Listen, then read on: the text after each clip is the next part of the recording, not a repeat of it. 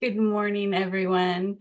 Thank you for joining us today. My name is Wendy Gustafson. I am the Regional Program Manager here at Not My Kid, a nonprofit dedicated to inspiring lives and impacting mental health. We are here today with Dr. Linda Richter and Corey Hammond with Partnership to End Addiction, a national nonprofit based in New York City. Partnership's mission is to transform how our nation addresses addiction by empowering families, advancing effective care, shaping public policy, and changing culture. Dr. Linda Richter is the Senior Vice President of Prevention Research and Analysis, where she conducts research on the nature, scope, predictors, and consequences of all forms of substance use and addiction, especially among young people. Corey Hammond is the Director of Prevention Services, whose team leverages research to help raise awareness among parents, educators, health professionals, and policymakers about best practices in substance use, prevention, and addiction care. Today, we will gain insight into an earlier and broader approach to building youth resilience, which is exciting. Welcome, Corey and Linda. Thank you for being here. I'll be in the background monitoring the chat. If you need anything, I'll pass it to you. Awesome. Thanks so much, Wendy. Really appreciate it. And good morning, everyone. Welcome to this latest installment of our professional development. As Wendy mentioned, my name is Corey Hammond, and I'm the Director of Prevention Services at Partnership to End Addiction. My colleague, Dr. Linda Richter, may be jumping on in a moment to help me out with this, but it also might just be me. So today we're talking about youth resilience, which if you've been in some of our professional developments before, you know that we talk about resilience a lot. We talk about it as one of the most important protective factors when it comes to early prevention for substance use, violence, sexual risk behavior, all of these things that we're worried about for young people. And so here's what we're going to talk about today. We're going to go into a very brief kind of prevention primer overview. I know that, in our previous trainings, we've talked about some of the risks for substance use. We've talked about some of the key tenets of prevention science, so we don't want to belabor those points too much, but, restating them can only be helpful. So we'll do a little bit of risk and protective factors in early life. We'll talk about resilience specifically and what that means in youth. And we'll talk about building resilience in terms of 4 different pillars. So our 4 pillars of building resilience are mental health, physical health, strong family bonds, and then school and community connection. And then finally, I'll go through our 10 practical skills for building resilience in young people. And these are actionable skills that we teach parents usually. And so as professionals working in this space, we think it's very useful for everyone to know these 10 strategies. And then you can either use them in your own interactions with young people, or you can teach them to the parents and other adults that you work with. And then finally, we'll share some of our resources at the end. And as always, if you have questions, please feel free to put them in the chat. I know that we're doing this in a webinar setting, so I can't see you and really interact with you, which is sad, but you can feel free to put comments or questions in the chat and we'll get to it at the end. Okay, so starting with a little bit of our prevention primer, kind of stating some of our early prevention tenets. And so we know that prevention can certainly be things like having a conversation with kids about stress or anxiety. We know that prevention is certainly, a school assembly where we're teaching students about lessons from people in recovery, for instance. It's definitely locking away prescription medications. It's definitely prohibiting advertising of addictive substances near school. All of these things, definitely prevention. But when we think about prevention, we're also trying to think about access to affordable childcare, policies that are reducing poverty, life skills and emotion regulation education in school. engaging and accessible extracurricular activities, safe neighborhoods and social capital. All of these things, are very much under the prevention umbrella as well. But a lot of times when people think of prevention, they're really only thinking about school assemblies or health class in high school where you're learning about how to say no to drugs, or seeing PSAs about drunk driving, and all of those things are prevention. But all of these things are prevention too, and these are earlier prevention. And so what we try to say, because it can be very overwhelming to think about, how to prevent substance use in young people. So we like to say that anything that you do as a parent or as an educator or a program director or a preventionist or a community health worker, anything that you do to make children feel cared for and loved is prevention.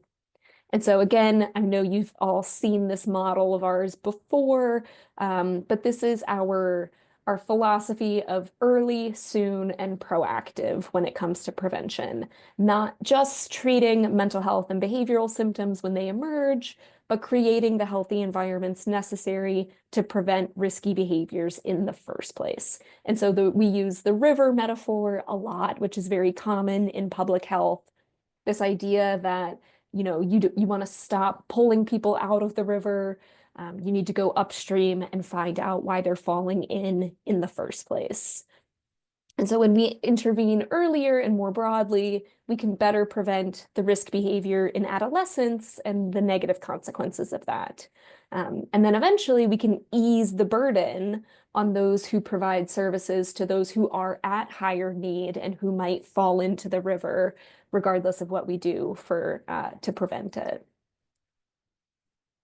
And so this broad concept of prevention looks different at different parts of the lifespan. So at different stages of development, we're worried about different things. When it comes to infancy and early childhood, we're thinking about proper nutrition and healthcare and consistent nurturing support from parents. As a child reaches preschool to middle childhood, we want to equip them with social and emotional skills and a sense of connection to their school and the larger community, self-regulation skills and feeling like they matter to the people around them. And then in adolescence and early adulthood, we know that kids are going to be more independent and develop their sense of self. And so we want to encourage them to take risks and step out of their comfort zone, but doing it safely. And often we have another version of this slide that in every single of these different lifespan segments, there's also the trusted adult mentor, because we know that throughout the lifespan, that's one of the most consistent and strong protective factors that we have, where at all stages of development, we want young people to have a trusted adult mentor. So a little bit about risk and protective factors. I know we've gone over these before, so I'm going to go through it kind of quickly. These are our common risk factors, things like a family history of addiction, a poor parent-child relationship, having experienced discrimination, adverse childhood experiences, which I'll talk about more in a moment. Again, no single one of these risk factors is going to 100% cause an individual to become addicted to substances or develop other serious problems. And it's very possible for someone to experience a lot of these or all of these and never develop a substance use disorder or a mental health disorder. But we know that the more of these a child experiences, the higher their risk is. On the other side of the coin are protective factors. So protective factors like these can counteract the increased risk given by some of those factors on the previous slide. So things like effective parenting techniques, having a stable, nurturing home, being surrounded by positive peer norms, having extracurricular activities, safe neighborhoods, media literacy, again, that trusted adult role model. All of these are ways that we can support young people and try to tilt the scale back in their favor. Even one of these protective factors can really shift the trajectory for a child that has a lot of risk factors working against them. Just one of these things can make a huge difference. If prevention is not implemented early and broadly, the risk factors in a young person's life can build up over time and compound the likelihood that mental health or behavioral health factors, including substance use, will emerge over time. And so we call this a cascade of risks or a cascade of protections as well, because it does like a waterfall kind of cascade. So risk factors in infancy and toddlerhood, things like parental abuse or persistent stress in the family or low SES, can lead to risk factors in early and middle childhood, like mental health problems and low self-regulation and a poor parent-child relationship. And then those interact and lead to risk factors in late childhood and late adolescence. So like low school attachment, affiliations with risk-taking peers, and so on into adulthood. And so all of this just contributes to intergenerational transmission of risk and all of the associated adverse consequences. So it's a cycle that just continues. So that's why we're trying to get in as early and as broadly as possible to stop this cascade early before it gets going. A little bit more about ACEs, so adverse childhood experiences. These are critical risk factors that we need to be aware of. So these are experiences that are known to be traumatic and detrimental to the health of a young person. They include things like physical, emotional, or sexual abuse, having mental illness or addiction in the family, having a family member who's incarcerated, a mother who was treated violently. This is kind of similar in the sense that the more of these a young person experiences, the higher their risk becomes. And certainly these types of experiences would be detrimental to an adult as well. These are traumatic experiences for anybody, but with the brain still under development, these are especially harmful for children. And so you can see that, unfortunately, these are very common. About 35 million children in the US have had at least one ACE, so adverse childhood experience, and about 12.5% of young people have experienced 4 or more. So a lot of young people have been experiencing these traumatic events and are at a very elevated risk due to that. And so what happens with ACEs, they produce a chronic toxic stress response in the body. And for children, this stress response can interfere with healthy brain development and lead to lasting negative health consequences, not just for their childhood years, but as an adult as well. And these effects are then passed down to the next generation, again, contributing to this cycle of adversity and mental unwellness. And so ACEs are certainly things that we want to be concerned about. Further underscoring the need for us to start earlier. We want to minimize those foundational risk factors before they're entrenched and compounded over time. We want to have early interventions that relieve the burden of prevention in adolescence. We want to minimize risk in earlier childhood to confer substantial protection against substance use and other negative consequences in adolescence. And a key to early prevention is building resilience. And so that's what really we're going to focus on in this talk today.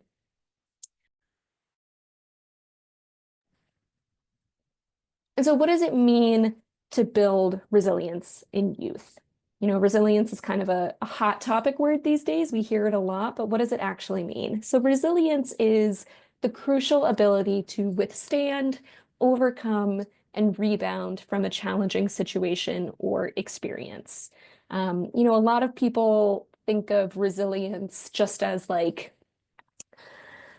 grit or your ability to kind of like bare your teeth and get through something, where really it's a whole host of skills that people can learn to get through life and really thrive. It's not just being able to be strong enough to withstand something bad happening. It's really the ability to thrive in those experiences. And so we believe that it is the responsibility of all adults who interact with children to help provide a consistent, stable, nurturing, and supportive environment that's going to promote their mental and physical health, give them that shield against adversity, and foster their future well-being. And so if someone is resilient, that can mean a lot of different things. Some of the individual attributes of resilience include having strong social and emotional skills and a sense of self-efficacy, that idea that you're capable of setting and reaching goals. If someone's family unit is cohesive and supportive with clear expectations and parent involvement, this can help foster their resilience. And then finally, on a larger community level, having a connection to school, having that trusted adult mentor, and strong social networks will all increase someone's resilience. And the great thing is that these skills can be learned. It's really important that we think of it as a dynamic process that's going to change over time. These are a set of skills that can be practiced and honed over time. It's not just something that, some people are born resilient and some people are born not resilient. It's not an inherent character trait that people either have or don't have. So we can build this up in young people and we can practice it. And it's going to change over time. I'm sure we can all think about moments where we were resilient and sometimes that maybe we weren't so resilient. A lot of the resilience skills that we're going to talk about, young people learn from watching the adults around them. Adult modeling is very key when it comes to this. Children learn a lot more about what's going on in the world and how to react to the world based on just watching adults than listening to what adults have to say. So adults can model a lot of good skills in this area, like a good balance between work and play, good coping skills, not overreacting in the face of setbacks, model that our mistakes can usually be corrected and we can forgive others. All of these things are so important for young people to see. And so for the purpose of this presentation, we talk about resilience using these 4 building blocks, if you will. So mental health, physical health, family bonds, and school and community connection. All 4 of these are important. All 4 of these are not going to be perfect A+ 100% all the time. It does kind of ebb and flow over time. But all 4 of these are important for a young person to be resilient and to bounce back from life's challenges.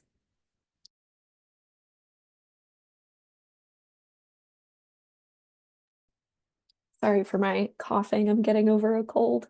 When it comes to mental health, there's a variety of mental health skills that kids can learn and practice to help their resilience over time. And so a lot of these are under the social and emotional skills umbrella. Social and emotional skills help children thrive even in the face of obstacles. These show that you're capable of maintaining or managing your emotions and that you can show and feel empathy for others. You can establish good, healthy relationships. You can be responsible and accomplish your goals.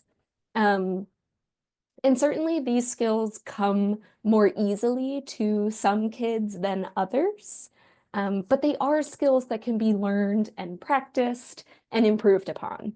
And the whole idea is when children learn to treat others with kindness and express their feelings honestly and respectfully, other people around them start to respond well to them.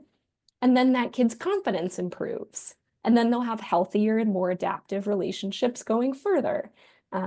So it strengthens their resilience. It's a positive feedback loop. And so once this starts to improve, everything in life improves. And then, it just kind of builds protection from there. I know these days, social and emotional learning is kind of a buzzword that some organizations and individuals take issue with. So uh, for our purposes, being public health professionals, sometimes we might have to rebrand this, and we can use synonyms. So sometimes we call this social skills and emotional competence. It all means the same thing, and it's all these really important skills that we want young people to have. Again, these emotion regulation skills can boost resilience. Emotion regulation is like a small part of social and emotional skills, but an important one, the ability to recognize and express our own emotions. This is not about suppressing unhappy feelings or unpleasant feelings. It's very natural for kids to feel stress, anger, and fear, and those are not necessarily bad emotions. Um, the key is whether those emotions are proportional to the situation and whether they're persisting for an adequate amount of time.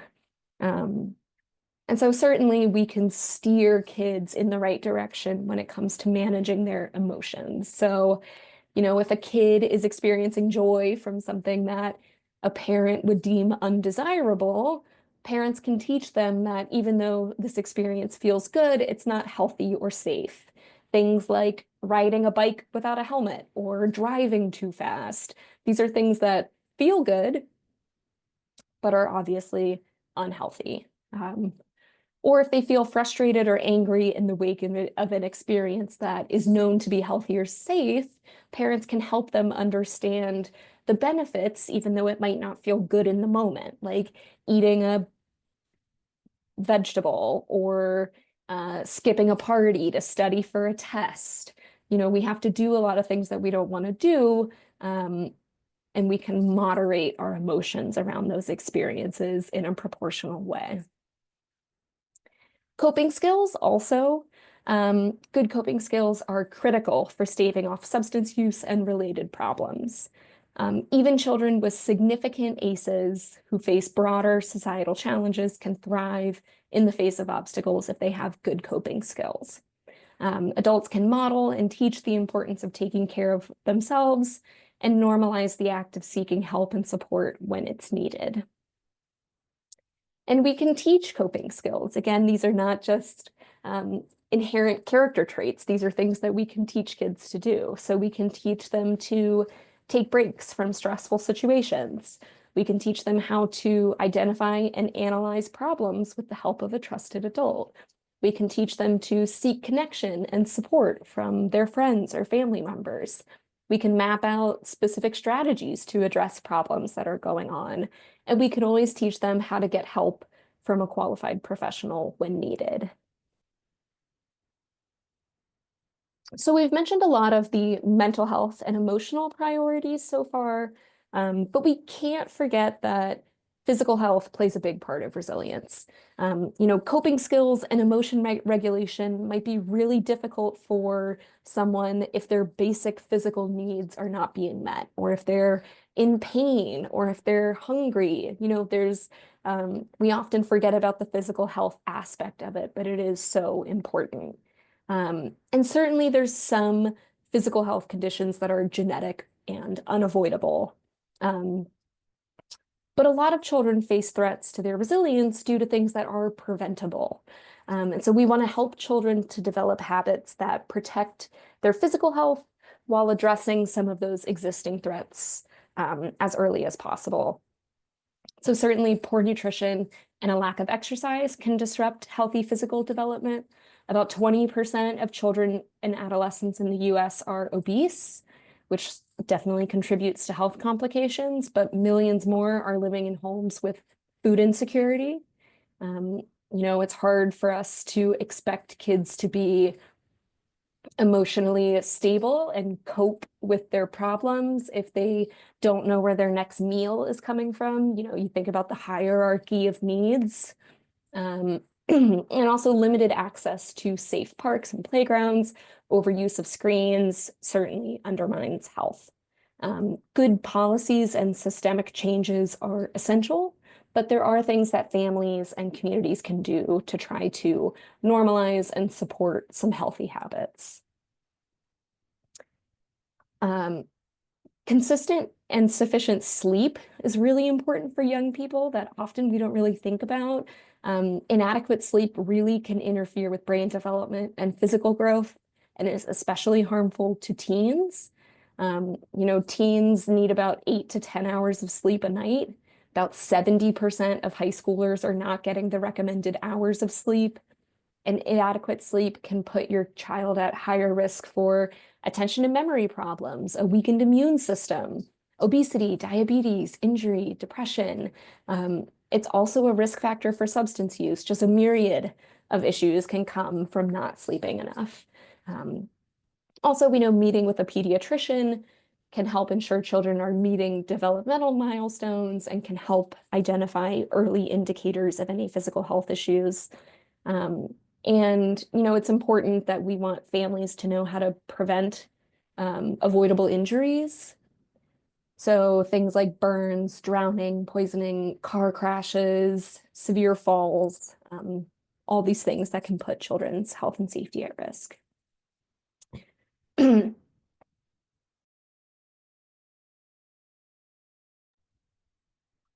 Okay, our third pillar is family bonding. A safe, secure, well-functioning family unit can really go a long way to building a stable foundation for a young person. And so there's certain parenting skills that can reduce the threats to healthy family functioning and benefit children regardless of risk level and regardless of like what's going on in their larger context. So these are skills that we can teach parents and families. So here are some of the risk factors that interfere with good family functioning. So the first just being family conflict. Frequent, persistent conflict, including nonverbal anger, can cause childhood toxic stress with lasting health effects. A lack of quality time spent together. Quality time, it doesn't have to be a formal affair. It doesn't have to be a trip to Disney World. It can just be having a meal together at the end of every day. Taking an adversarial approach, so kind of a parents versus the kids approach to family dynamics, rather than having a team approach to being a family. It's the family versus the problem, And finally, not allowing for fun and levity. Laughing and playing together is hugely important for strong family functioning as kids grow up. And it's often kind of pushed to the side in order just to kind of get through the day, but we don't want to forget about it. We talk a lot about a health-based approach to family interactions. And so a health-based approach means that the focus is always on the health and safety of children, not just punishment and obedience. A health-based approach means that we recognize that undesirable or healthy or unhealthy decisions happen for developmentally appropriate reasons in kids. We try to understand the motivations behind behaviors to help young people satisfy their needs with healthy and safe alternatives. And the final pillar is school and community connection. The community outside the home matters too. Having a sense of connectedness at school and in the community in which they live is vitally important for healthy adolescent development. And so we know that children who feel connected and engaged in their school and community are more likely to be healthy and succeed academically and socially. We can foster a sense of belonging and purpose in the community, improve academics, and teach them these really valuable life skills. Youth who feel connected to their peers, their school, and their community are significantly less likely to experience substance use, mental health challenges, sexual risks, or violence. So we truly cannot emphasize enough the importance of children feeling connected, ideally to their family, their peers, their school, and their community. But if not all of them, then certainly just as many of them as we can. There's a lot of risk factors that interfere with this school and community engagement. The first being social isolation and loneliness. Feeling socially isolated can make kids avoid school or community activities, which then just perpetuates that cycle of loneliness and isolation. And that can also mean missing out on important social events, which can impede, further social and mental development and growth. Certainly feeling unsafe in your school or community environment is going to get in the way with you being able to connect. And so this could be whether, due to living in a physically unsafe neighborhood, somewhere where crime rates are high rates of substance use, environmental pollutants. There's a lot of reasons why young people might feel unsafe. A significant impediment to feeling connected to your school is being bullied in your school environment.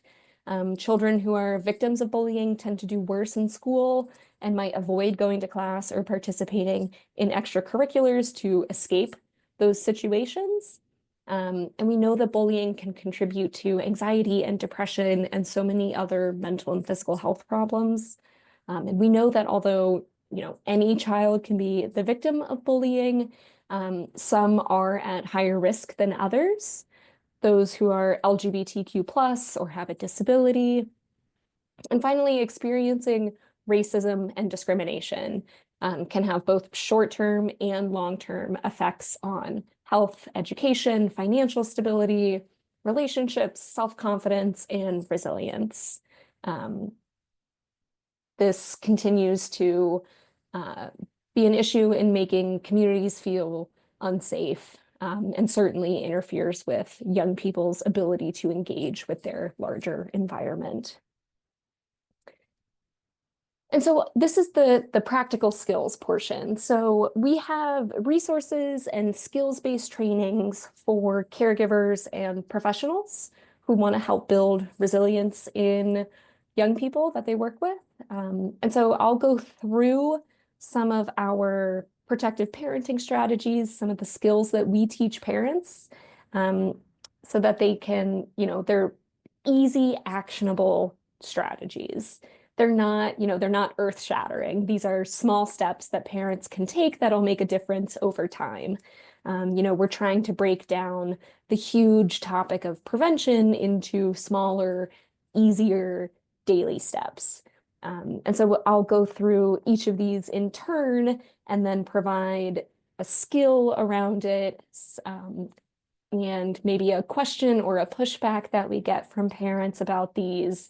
And then, you can use them in your own interactions with young people, but you can also use them and help teach them to the parents that you work with. And so these come from, I'm sure you've heard us mention it before, but a parent's guide to raising resilient kids, which is a guide that Partnership put out a few years ago that is evidence-based strategies that can help parents day-to-day build resilience. This is not us trying to tell parents how to raise their kids. It's more so, a lot of parents do come to us and our website looking for guidance and strategies that they can use in tough parenting moments. And so that's what this guide is. And so I'll go through each of these 10 strategies and kind of how we teach parents about them. So the first is starting early. And so we say that it's never too early to start promoting healthy attitudes, emotions, and behaviors. It's also never too early to start noticing and responding to risk factors. And so a parent might say, okay, but what do you mean by responding to risk factors? I don't know what their risk factors are going to be. They're in kindergarten or something like that. And responding to risk factors just means being aware of anything that could bring adversity into a child's life. So maybe they're neurodivergent, so building effective communication skills is going to take some extra practice. Maybe that this specific child is very anxious, and so we could recommend them for CBT or some other type of therapy that's going to help them break down some of those anxious thoughts. Maybe there's not a lot of outdoor green space, so you make extra time for weekend outside adventures. or enrolling them in sports. Just being proactive about what children may be up against so that we can put them on the path to success.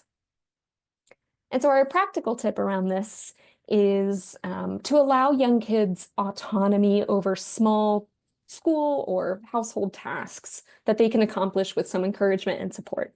We want kids to feel like they can succeed at something and feel like they're contributing, even if it's just in a very small way.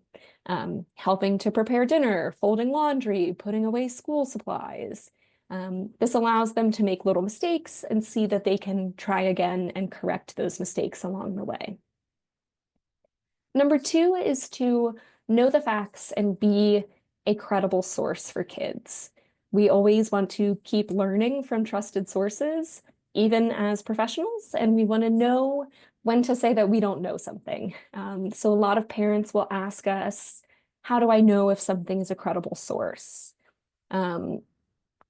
This can be difficult at times, especially today in the age of social media and misinformation.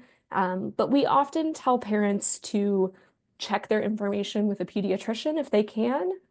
We want parents to be skeptical of information that is trying to sell them a product. We try to tell them that just because someone has millions of followers on TikTok doesn't mean that they're a reliable source. And so we always want to get second opinions. And so a practical tip around this is we tell parents to check the URLs for stuff that they find online. We know that sources of information that come from sites with .gov, .edu, or .org are almost always going to be more credible than something that comes from .com, just because they have to be vetted to be a government or a university or an organizational website. Our third strategy is trying to be a good model for health and resilience.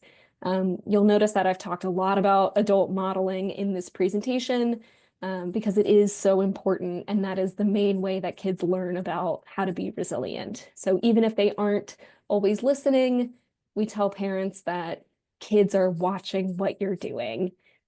So we want to normalize, making mistakes and having imperfections, but bouncing back and trying to improve. And certainly model seeking help when needed. And so a lot of parents, when we talk about modeling, they'll kind of balk at that and be like, okay, but I can't be perfect all the time. And we try to tell them that being imperfect is important to model.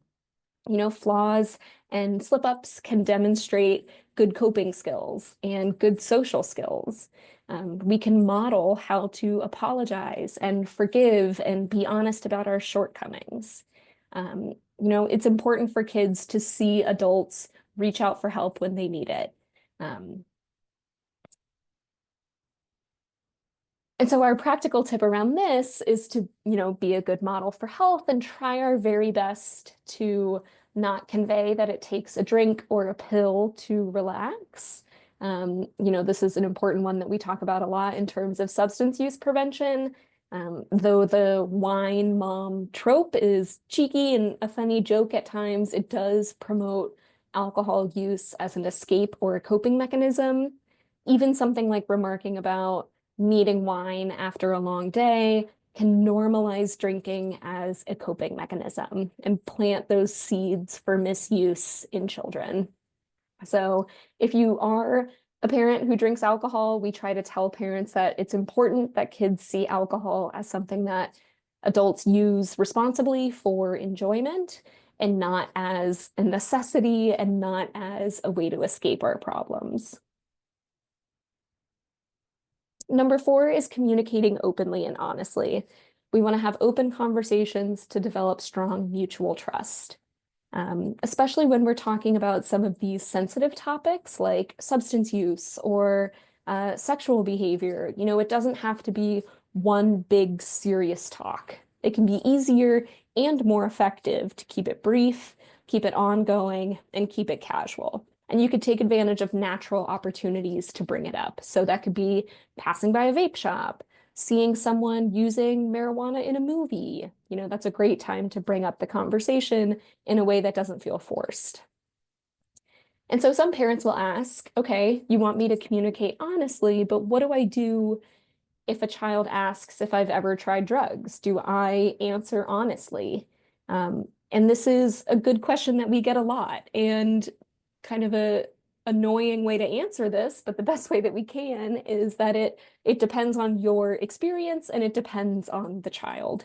There are certainly wrong ways to go about this conversation. Oversharing, definitely a possibility. Lying has the potential to break trust that you've built with that child and lose your credibility. So we want to avoid giving more information than asked for, but you can share what you've learned as you look back on your experiences and focus on the larger point that you don't want them to use drugs. So an example could be, we could tell parents to say something like, I tried marijuana because some kids I knew were experimenting, and I thought I needed to try drugs to fit in. It took me a while to discover that that's not a good reason to do anything. Do you ever feel pressured to do that? So keep asking questions and keep turning it back on them, because it's not about your past, it's about their future. And so a practical tip around conversations like this is that you can use a car ride as an opportunity to have a talk about substance use. The lack of eye contact can help a teen feel more at ease, and there's an inherent time limit to them. So you can park the car and the conversation at the same time. Sharing expectations. We want parents to set clear boundaries and limits, make their stances known, and follow through on agreed upon consequences. We want to base our expectations in concern for health and safety. Remember, health-based, not punitive, not because I said so. And so parents might ask, how do I know what is a reasonable boundary and what might be too strict? And boundaries and expectations are going to look different for every family. And just as bedtime will change as kids get older, other boundaries will certainly change too. If kids feel like they've been a part of the decision when it comes to a specific rule, if they felt like they were a part of that conversation, they might be more likely to abide by your expectations. And so our practical tip around this is, if a specific boundary continually gets broken, have what we call a process-focused conversation. So what's getting in the way of you sticking to what we agreed to? A conversation like that can go a long way toward building strong bonds and being a helpful support for a child. Number 6 is around monitoring. So we tell parents to spend quality time together, ask lots of questions, and know where your children are, what they're doing, and who they're with. Also to keep an eye on screen time and social media presence. And so for this, parents ask often, how do I monitor the phone without breaching their trust and need for privacy? And we say that parents have a right and a responsibility to be involved in their kids' social media use, adjusting as they get older, and that parents should be open and honest about it with their kids, that they will be checking and monitoring, and it's a part of the agreement to get a phone or to have social media accounts. Parents should emphasize that the point is not to be nosy and not to be in their business, but just to do their job as a parent and help to keep them safe. And often that means, letting some things fly and not nitpicking on every kind of cringy thing that you might see on a young person's phone. And so a practical tip that we teach parents around this is to encourage kids to use their parents' monitoring as an excuse to not post risky things or engage in risky behavior online. Letting their kids use their parents as an excuse, even if it's not totally true, can be really helpful. So, sorry, my mom checks my phone. She would definitely ground me if she sees that. Even if that's not actually true, like even as a parent, if you wouldn't actually ground them or whatever the consequence is, you want your child to know that they can always get out of something that makes them uncomfortable. So they can tell a small lie in the service of keeping themselves safe. So again, taking a health approach, not a punitive one. We want to support health rather than punishing unsafe behaviors. The primary concern should always be protecting health, safety, and well-being. And so then a lot of parents will say, okay, but what if they do something wrong? Do I not punish them? And this is a question that we get from parents and teachers a lot. We tell them that it's highly unlikely that kids are behaving poorly just for the hell of it. There's usually a rational reason for their fights or outbursts, and there's often a reasonable solution. And so we're not telling people to not have consequences when kids violate rules and do things that they're not supposed to do. A health-based approach means that the consequences are explained and agreed upon in advance of rules being broken, and that focus is always on protecting safety, not just obedience for the sake of obedience. And so a practical tip here is if a young person has lied to you, try to figure out why they did so rather than going straight to reprimanding. So understanding the motivation behind a lie can help prevent them from lying about it in the future or making similar decisions. We want to encourage healthy risk-taking and emotional expression. We want to help kids go beyond their comfort zones safely. Again, stress, anger, and fear are normal emotions that we don't want to suppress, but we want to teach them to be expressed in a healthy way. And if they're persisting long past maybe when they should be, then we can step in. And so when it comes to healthy risk-taking, we talk about a lot of healthy risks, but then parents will say, okay, but what if my kid's not a thrill seeker? And if your kid's not a natural risk taker, that's fine too. We want to let kids decide what they're interested in and let them pursue it. It's just important for kids to be stimulated and challenged so that they gain confidence and self-efficacy. So for kids that are naturally thrill-seeking, we want to realize that early and put them into activities that can harness that energy and help them avoid high-risk behaviors. And so one of the ways that we can figure that out is brainstorming with kids about what types of activities they might find stimulating or challenging. So we can ask kids, what makes you the happiest? If you had a whole day to do whatever you wanted, what would you do? We can ask, is it a physical thing like sports that makes you happy?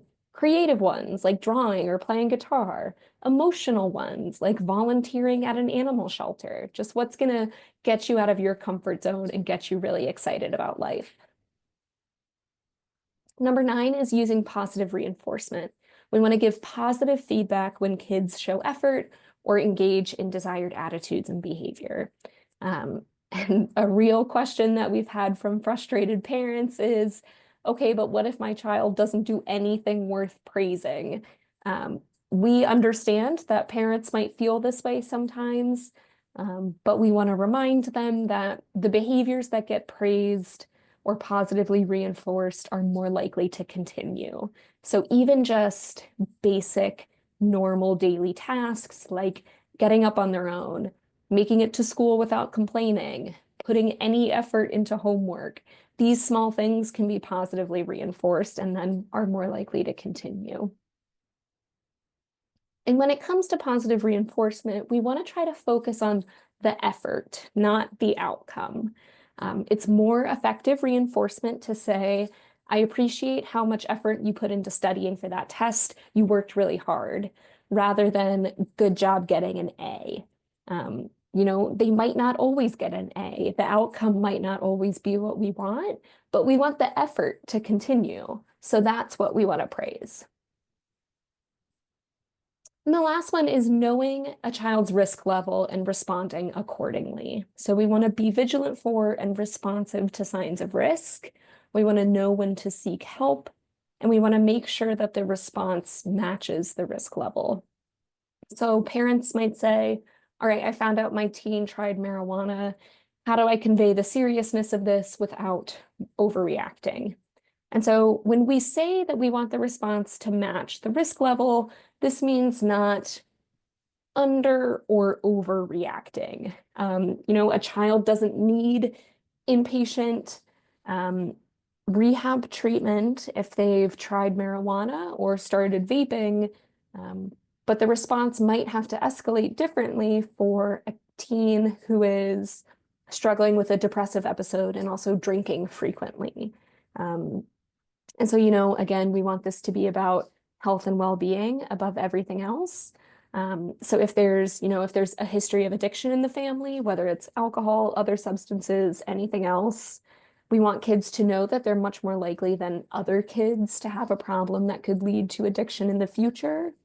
You want to understand the serious risks and convey those in a way that clearly conveys your concern for their well-being and in a way that is showing love and compassion. And so we want to keep a cool head and speak calmly.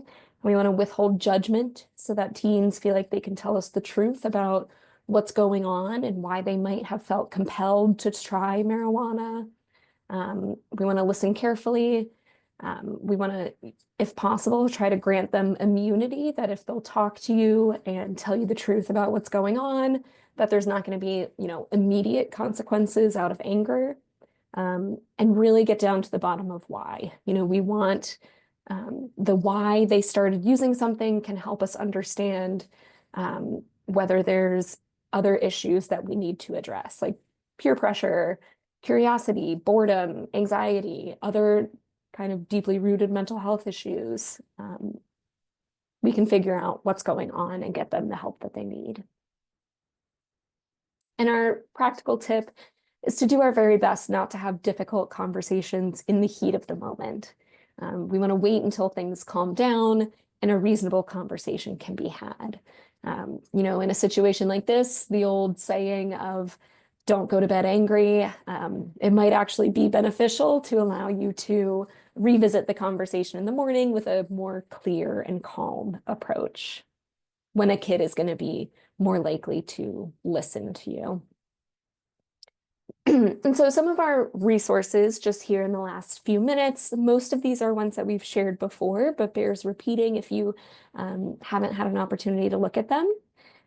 So we have our Raising Resilient Kids guide where all of those strategies came from, and it goes into a lot more detail. It's available for free to download on our website, drugfree.org. You can also, I think, use this QR code to get it on your phone if you would like. We have playbooks for parents of tweens and teens. These are helpful for parents if they're looking for ways to start some difficult conversations, if they want some more strategies on how to set boundaries and share expectations and, all of these different strategies that a lot of which we've already mentioned today. And then for those who want to go a little bit deeper into some skills practice, we have a self-paced online parenting skill building course. This is also available in Spanish. This is free for parents to take. It'll teach them how to respond when a kid pushes buttons, have conversations rather than confrontations, encourage healthier behaviors, set reasonable limits, and use consequences effectively.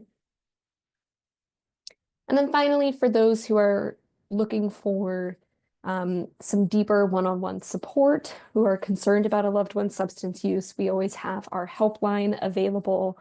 People can get in touch with us in English or Spanish, over the phone, over text, over email, kind of regardless of where a family is, where someone is struggling with a substance use disorder, or the family is just kind of worried that someone might be at risk. Helpline specialists can listen and offer support, assist in making action plans, and connect to resources. As always, if you have questions once we're through with all of this, you can always reach out to Linda and myself.